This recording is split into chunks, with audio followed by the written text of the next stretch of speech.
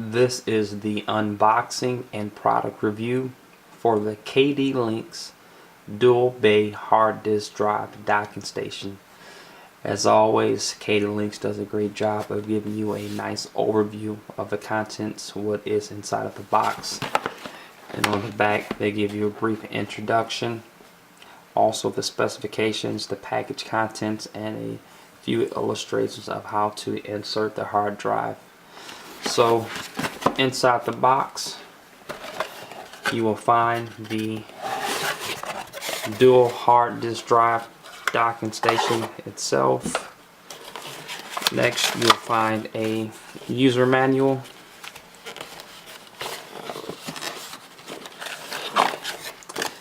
a thank you card, and next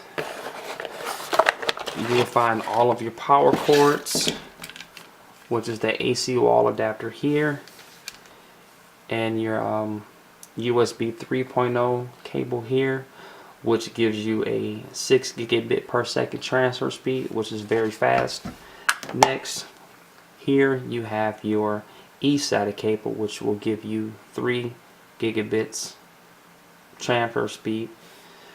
So looking at the device in the hand, it's very solid.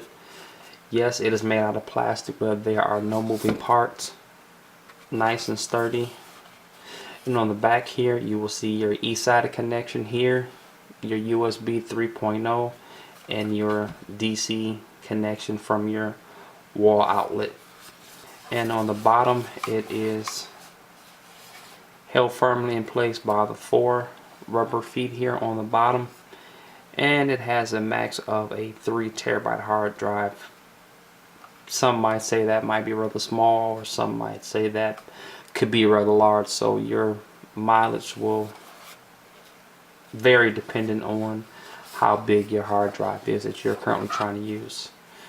So here you can see there's a slot for your 2.5 drive bay here, and if you need to insert a 3.5 hard drive disk, just simply depress the trap doors, I call it here, and now it will take a 3.5 as well as a 2.5 without any issues.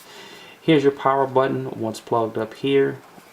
This is a small LED light here. It's blue for power, and when you're having hard drive activity it will flash red. So personally I like to use the USB 3 port because, as I stated previously, it will give you a transfer speed of 6 gigabits per second versus the eSATA, which will only give you 3 gigabits per second. So I definitely would choose the 5 gigabits over the 3. And the great thing about the USB 3.0 is that it is backwards compatible with USB 2.0 and USB 1.1. So I'll just do a brief demonstration. I'll just take my 2.5 hard drive that I used to have in my PlayStation 3, which I upgraded. So just simply take the hard drive here, stick in the slot, and just give it a firm push. You heard the snap. I'll do it again.